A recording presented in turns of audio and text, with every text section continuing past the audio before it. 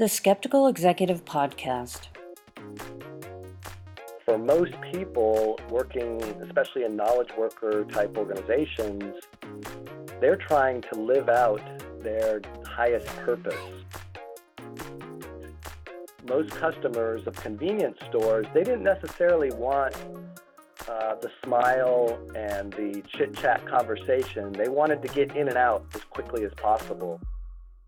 And there certainly has not been enough empirical research about the effectiveness of executive coaching. And they found that the return on investment for the amount of money spent in a coaching interaction was something like 545%. Coming up on the Skeptical Executive Podcast. We're talking about executive coaching. When it comes to business improvement, executive coaching promises to improve your business one skeptical executive at a time. We're speaking to Professor Eric Dent. He's the Dean of Business at the University of North Carolina in Pembroke. He has corporate experience, a PhD in management, and himself is an executive coach, and he has a very different take. Clap your hands if you believe.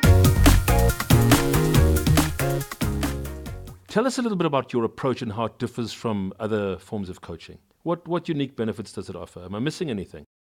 I think one of the key differences is the CCL uses an analogy of what they call the button, which really emphasizes how people should focus on their development, on their self, their career, their family, and their community.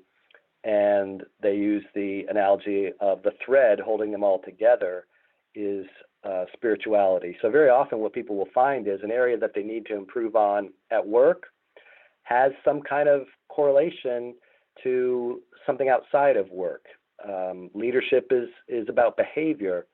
So these people may find that a behavior where they're coming up a little bit short at work is also a behavior where they're coming up a little bit short in their marriage, or they're coming up a little bit short in their parenting. And then you mentioned the word spirituality, and I find that quite provocative. I think that spirituality needs to be brought into organizations. So my thesis is when organizations identify a spiritual need in their employees, what they do is they employ a motivational speaker because they just feel weird about taking a priest or a minister or a rabbi or an imam. They just feel a bit weird about bringing something like that into the workplace. But I think the work of a motivational speaker is in fact the kind of spiritual work that employees sometimes need. It reconnects people to the purpose of being alive, to their purpose of what work is about, what their family is about, that kind of work-life balance. It connects them to meaning. So I think that spirituality belongs in the workplace, but I've never heard a coach talk about spirituality explicitly. Am I missing something? To your point, I think spirituality can be a very loaded term. So actually in some of my own research, I discourage its use unless it specifically means something different from camaraderie, team spirit, and so forth. Probably one of the biggest dynamics today is that for most people working, especially in knowledge worker type organizations, they're trying to live out their highest purpose through their work. And so they do want to be connected deeply to that work or their customers or whoever it is that they serve. And so that becomes an important part of many of the coaching conversations. You talk about evidence-based coaching. How does that work? Well, the term probably originated in medicine in England, maybe in the 1980s, where what we've discovered is across a variety of disciplines, most people that have become experts in those disciplines have really employed techniques that have been conveyed from one generation to the next, not necessarily research-based techniques. So a classic example going way back in medicine is that in the 1800s, doctors thought it was sort of inappropriate to change gloves or wash their hands as they moved from one patient to another, not even realizing the significance of bacteria that they were spreading. Well, it took about 20 years for them to sort that one out, didn't it? Well, and even today, there are hand washing studies that show that a lot of medical professionals are somewhat reluctant to do so, and they have them just put their fingerprints down in a meeting room and take a look at the culture of what their fingerprints show, and I think even medical professionals are surprised about that today. But there's probably many things like that in the practice of leadership and management where people are just engaging what is received wisdom, if you will, from previous times. One of my favorite examples is a convenience store in many countries in the United States called 7-Eleven, and they spent a lot of money trying to increase their customer service, and had a campaign where they thought if our clerks would smile more, that would increase customer service. And what they discovered when they finally evaluated this was that, in fact, most customers of convenience stores, they didn't necessarily want the smile and the chit-chat conversation. They wanted to get in and out as quickly as possible. And so when they did the research, they discovered that actually the clerks that exchanged pleasantries and so forth were overall rated lower as a customer service experience because they slowed down the process a little bit. So it's doing that kind of research that's really what evidence-based is all about, is what can we find out to be empirically the case rather than just received wisdom, so-called wisdom from one generation to the next, or from one boss to a subordinate, or the typical ways in which management skill and leadership ability is conveyed from one to another. Yeah, because as you say, the received wisdom, the way we always do it is we say smile at the customers, and what you're saying is in this particular case, smiling at the customers was counterproductive. So how do you look for evidence in your coaching practice? Well, I suppose it goes to the next question, right? How do I know as a board member that the coaching is having any beneficial effect at all? Can I measure that? But there have been some studies. One of the most frequently cited by the executive coaches was conducted by Manchester Review, and they found that the return on investment for the amount of money spent in a coaching interaction was something like 545%. So that's a pretty dramatic ROI. This is me here back in the studio. I found that article online, actually. It's from 2010, and it offers a 570% ROI on coaching. Anyway, back to my conversation. The research methodology was that participants were asked to sort of quantify the business aspect of the coaching interactions that they had. But like measuring love and leadership, these impacts are often much more intangible. It's much more likely that people can report with accuracy improvement in the relationship that they have with their direct reports, more effectiveness in giving feedback appropriately, better reading situations. So those kinds of benefits are historically so difficult to quantify that there really hasn't been as much good empirical research. So this is kind of counterintuitive, but the field of executive coaching continues to grow by leaps and bounds. And I think that growth is mostly fostered just by the fact that the large percentage of people receiving executive coaching have a sense that it's beneficial for them. And it makes sense. I was chatting to a coach, and he says, imagine an executive is overseeing a team, and the team's combined salary is, say, $200,000. Now, let's say the coaching intervention costs, say, $5,000. All you have to do is get a 2.5% increase on your team's performance for the year, and that pays for the coaching intervention. It's really a no-brainer, isn't it? People do buy a lot of things that may not necessarily pay off for them, but that is a data point today, is that people do continue to buy, the field continues to grow. Let's say a CEO or a board wants to employ the services of a coach or perhaps a team of coaches to coach either the board members, the executives, or the senior managers.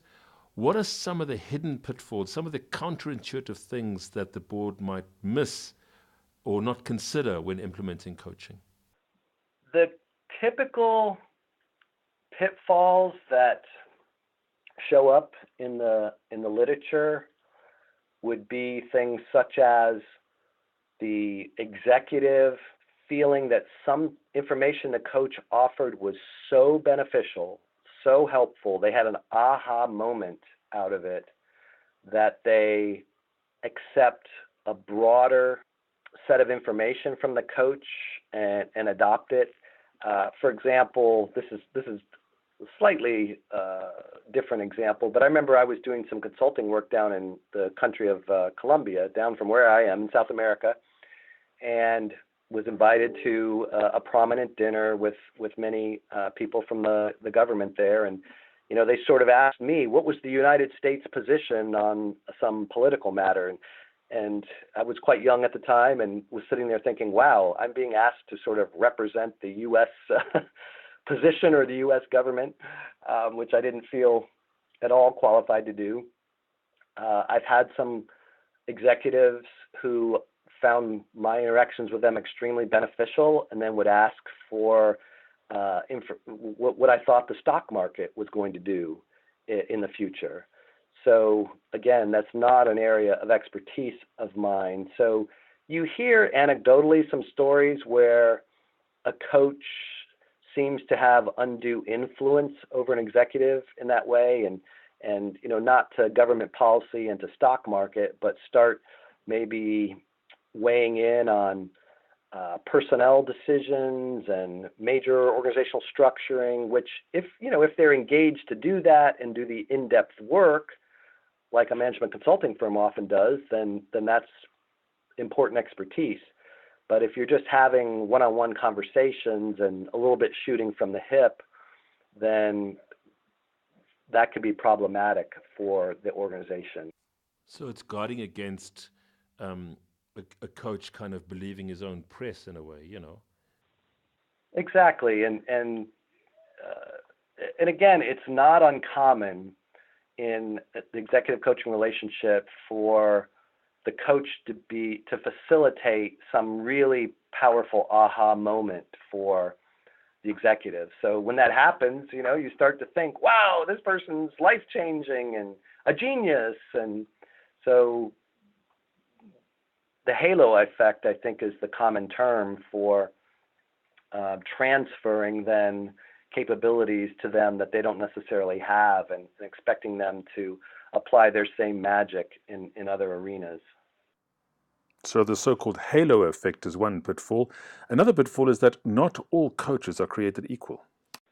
Another aspect of executive coaching today is who offers coaching services is really, to use an American analogy, kind of like the wild, wild west. There are many executives who maybe got downsized from a corporation, will hang a shingle out and say, now I'm an executive coach.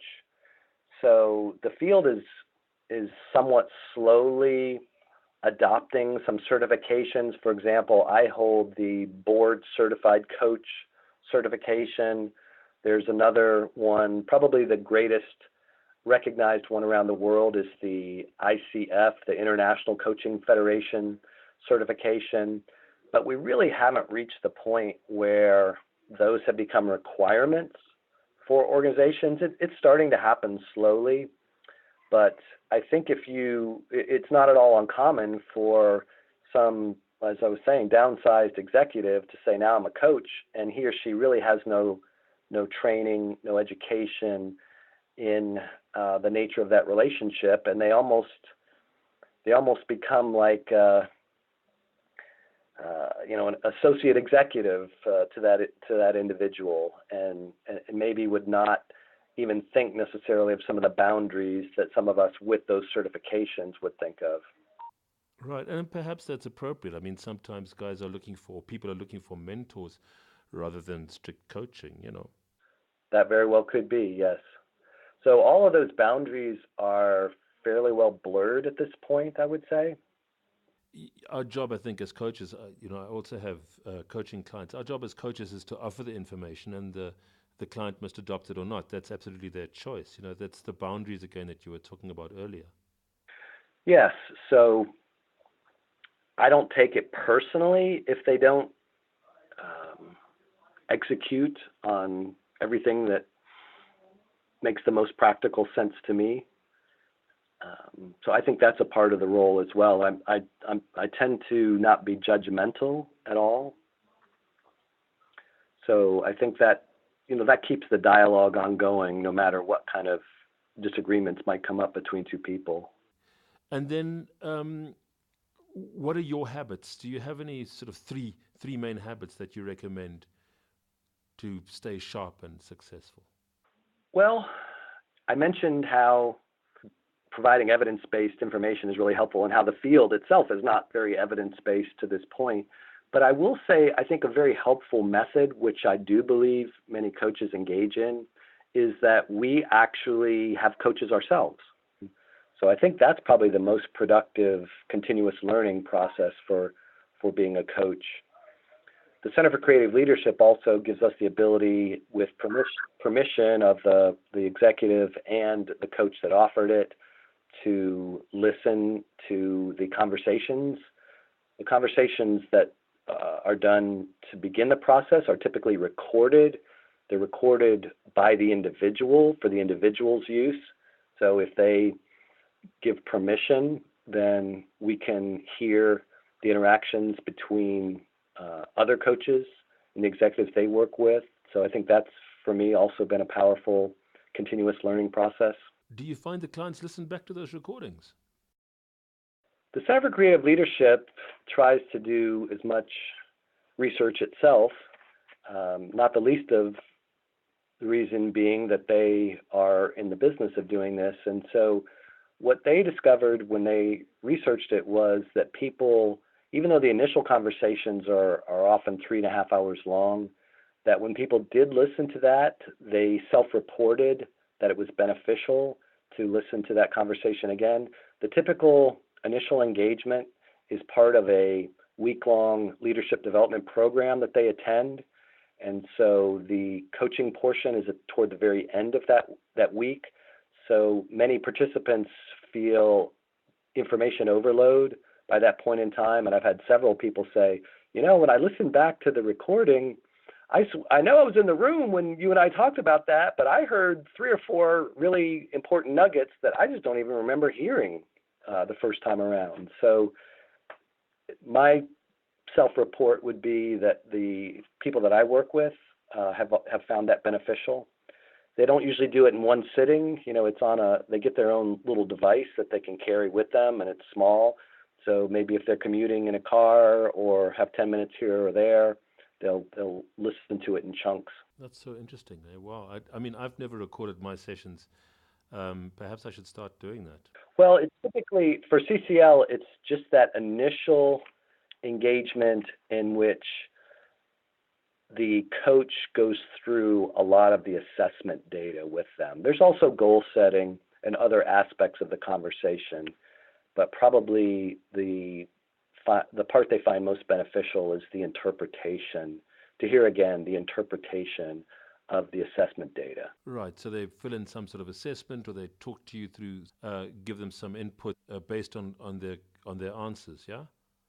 So they might have, they will take a battery of assessments, including always a 360-degree assessment that's very comprehensive, some individual assessments like the Workplace Big Five, or a change style indicator, or a conflict dynamics profile, any of a number that get at some aspect of leadership. So when I sit down with a person, maybe I have a 360 report.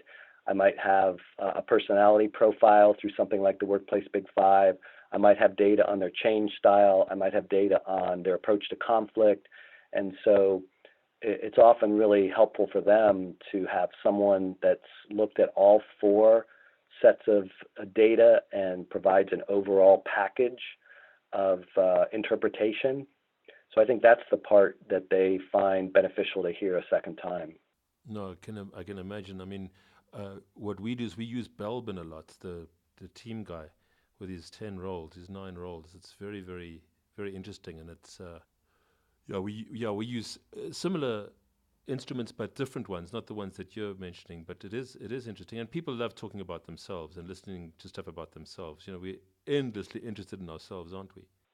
And to what you said earlier was asking provocative questions is a lot of times in the follow-up phone calls, people will say, I listened to, the portion of the recording since we last talked, and I loved hearing my own answers to questions that you asked that I had never really thought about. And no doubt, especially if they've gone away for a week-long leadership development program, it really allows them to take their minds to places that the hectic day-to-day nature of work just doesn't allow you to do. You're allowed, I think most people do more strategic thinking there. They do more reflective thinking there. And so we promote that through the kind of provocative questions. And so people will also say, upon reflection of that week-long experience, I would answer a few questions differently than I did in the moment because, there was something beneficial I got out of that process that's allowed me to change what I'm doing and be a little bit more effective now. That's wonderful. Eric, what are you working on at the moment? Is there anything that you'd like to bring our listeners' attention to? Maybe what would be of most interest to the listeners is that the piece of research that has had the greatest impact of anything that I've ever done was an article published in 1999 on resistance to change. And I think the insight from that article that resonated with so many people was that my co-author and I really empirically, again, challenged this idea that people do resist change. What we discovered was that people resist loss, but if your employer wants to deprive you of something that used to not be deprived of, I would argue that's a pretty mentally healthy response to resist losing something. So we sort of called for just reframing the whole notion of resistance to change. So I'm in the process of doing a 20-year updating of that research.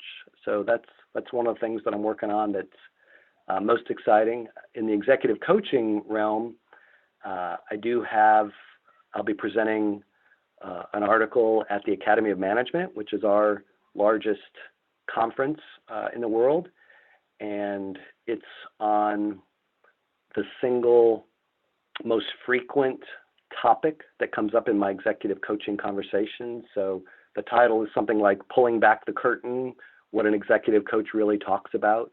And so I've kind of just on my own, without violating any confidences, I've just looked back through my notes and found out what sorts of topics came up. And there's one that comes up far more frequently.